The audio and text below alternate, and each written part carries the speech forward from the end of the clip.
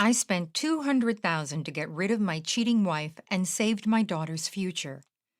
We were married for 19 years, together for 23, when she became aloof and distant, finally declaring that our marriage seemed likely over and that she was on a healing path, AA, while I was broken, engaged in career, doting on family, music making, furniture building, friends, sports.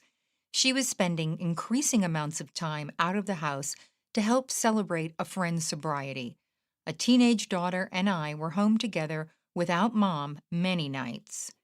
Things got increasingly worse, with the wife stating she was willing to not file for divorce until the daughter went off to college, with occasional vocalized, "What am I thinking? We've built a great life together," interludes.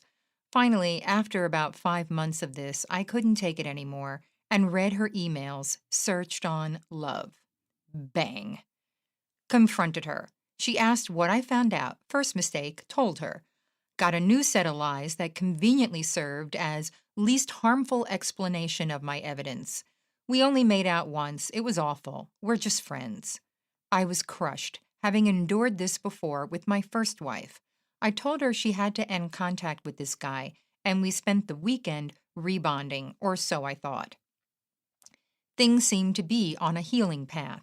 But over the next couple of weeks, she started backsliding into the acrimony she had inflicted upon me earlier. She began to urge me to work on my upper chest.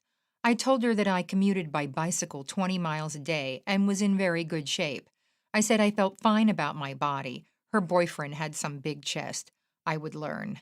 More night celebrations. I got a phone she had recently upgraded from and did a deep forensics dive. I found very explicit text messages indicating full carnality. Turns out her lover was a junkie she met in AA. 5'8" to my 6'2", bankrupt, estranged from his family, pock-faced, poorly educated. I graduated from a top 10 university and was and currently am a technology executive, making very good money. I was at least relieved that this reinforced my existing knowledge that it was never about me. Reconfronted her. She wanted to know what new information I found. I told her, no, you'll just make up a new set of lies. Tell me everything or get out of my house. Keep in mind, I already know more than you can imagine. It all came spilling out in ugly waves, all the basic Zex moves one is driven to in self-destruction. I insisted she write it all out in detail. I confronted her junkie boyfriend at the third-rate hotel he worked in, blew that crap up. His hotel chain transferred him after I confronted him in the lobby. I told her I would consider the gift of reconciliation, but that she had an enormous amount of work to win back my shattered trust. She seemed grateful for the chance. Second mistake, should have insisted she move out for some period of time. Unbeknownst to me, the teenage daughter had been reading Mom's emails and knew all the tawdry details. A couple of weeks after the big D-Day, the daughter got drunk, dropped some pills, drove a car off the road, miraculously not injuring herself or others as the car flipped, teetering above a rain-swollen creek. Daughter got a huge DWI, was kicked out of National Honor Society, and shamed at school. Mom decided I had to deal with all this because she couldn't. A couple of weeks later, my ex had a complete parental breakdown. She screamed at our daughter, "Duck you, you're the reason I want to get crap-faced drunk." Then she peeled out of the driveway at a high rate of speed to a fate my daughter and I couldn't ponder. Our daughter was extremely upset, as one could imagine. I reassured her that her mother's outburst was completely unacceptable and was about her mother's cognitive and emotional state, and not a reflection on her daughter.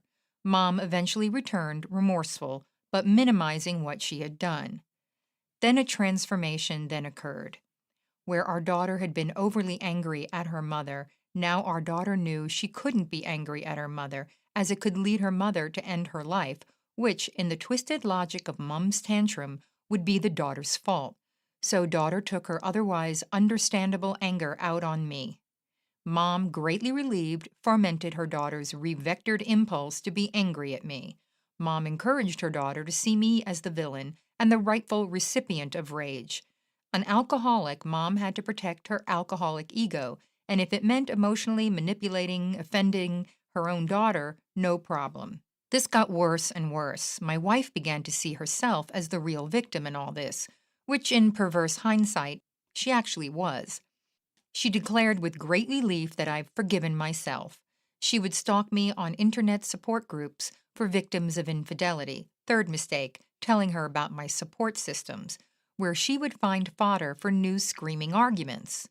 As should be fairly predictable by now, things completely fell apart when a year into our attempted reconciliation, she erupted in a mocking diatribe about my deepest insecurities and sadness, the place every longtime spouse knows about the other and knows to never exploit.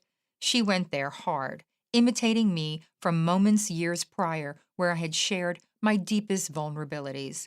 She mockingly went into fake tears and exaggerated self pity while maniacally cackling at my extreme discomfort. But that was my light bulb moment, and I now see it as a wonderful and enlightening event.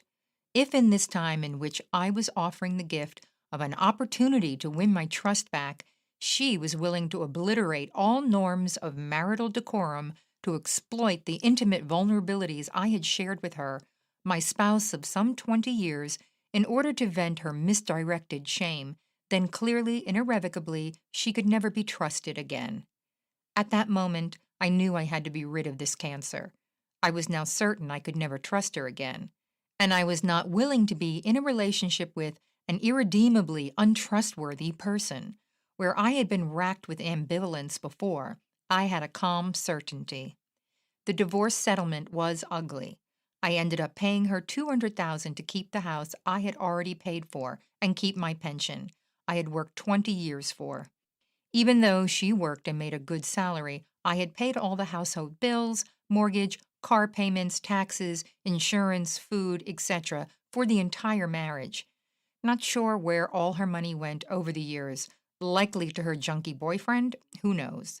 The saving grace was the house appraiser she and her attorney insisted on, ended up lowballing the value of the house by several $100,000. That saved me from real financial ruin, and I got to keep my dream house, a custom-made high-end home perched on a ridge on 3 wooded acres high above a beautiful, environmentally preserved river. It's not a huge home, but has a detached recording studio for my music, a woodworking shop, and is the calmest place I've ever been. 4 years later, things are much better for my daughter and me. Our relationship is strong again, although her scars are still vicious and deep. She got into a very competitive college in New York City where she's about to graduate. She tells me how much she appreciates that I never badmouth her mom, around her at least, while telling me how stressful it is when her mom curses me and speaks disparagingly about me, openly and to anyone who'll listen. Now my ex refers to her affair as my cry for help and blames me for not seeing it as such. As she tells her remaining friends, I just slept with this guy a few times and utterly bored was too selfish to try to understand my pain. In her telling, it was the Zex. She will never understand how minor that is compared to the overall context of complete destruction of trust. When I hear these statements through the grapevine, my overwhelming reaction is one of relief. Now I have an amazing girlfriend who is emotionally competent. My daughter likes her too. What I wish I had done. A full 180. Demanded a postnup as a symbol of her commitment to reconciliation. Invited her to move out as soon as I had proof of her cheating. What I'm glad I did. Hung in there until I had 100% certainty. Never badmouthed mom around our daughter. Found support systems. Confronted her junkie lover. Knew this had nothing to do with me, but only my ex's brokenness. Update. 6 years ago last night, I reconfronted her after she had admitted to some inappropriate making out with a guy based on my finding incriminating emails. The reconfrontation involved seeing her continuing text dialogue with the guy after the initial confrontation and remorse. I rooted her phone, found all sorts of disgusting, incriminating evidence of her affair with a junkie she met in AA. 6 years ago last night, our daughter was at a friend's house for the evening. I told my now ex we have to talk. She looked worried. What about? She asked. I just want to make sure I understand what went on between you and him. I stated a bunch of statements she had said in her first micro confession. Many of these statements I knew were lies. Some I figured to be true.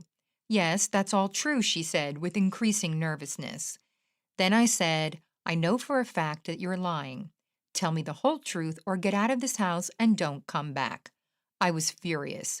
She spat back, what is it that you think isn't true? I said, oh no, I'm not going to fall for that again. If I tell you what I know, you'll just make up a new set of lies to explain it all. Tell me everything or I will kick you out of this house.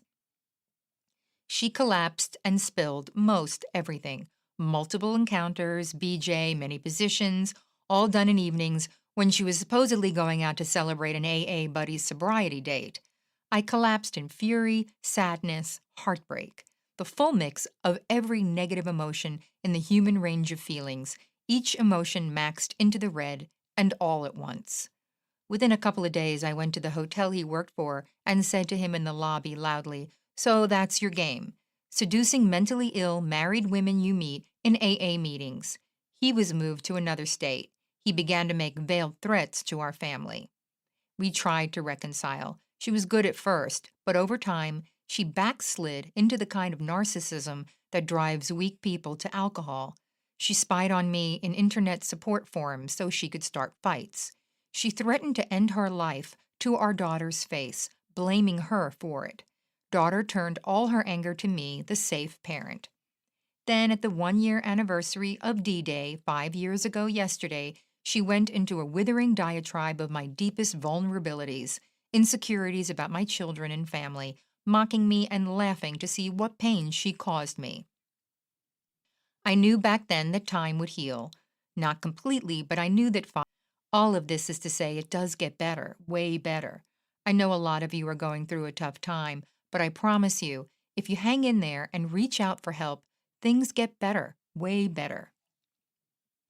Update. Twice I had families destroyed by spousal infidelity. Kids involved, messes galore, hundreds of thousands of dollars lost in legal fees and estate settlements, thousands invested in therapy for all damaged by it. Nevertheless, this Saturday, my beloved girlfriend of 5 years and I had an intimate wedding service before family in the front yard and promised faithfulness, loyalty, and patience for the rest of our lives. It was a beautiful service. My 3 grandsons were the flower boys. They were diligent, but the 2-year-old wandered off to play with the toys he knew were in Grandpa's house instead of scattering flower petals. The minister was a friend of my new wife's, the photographer a friend of mine for 40 years, and a childhood friend of my new wife's helped organize. It was a beautiful, low humidity, sunny but hot day in North Carolina. I love my father in law. My new mother in law is in the intermediate stages of Alzheimer's, but at least she knew her daughter was getting married to me, so that's good.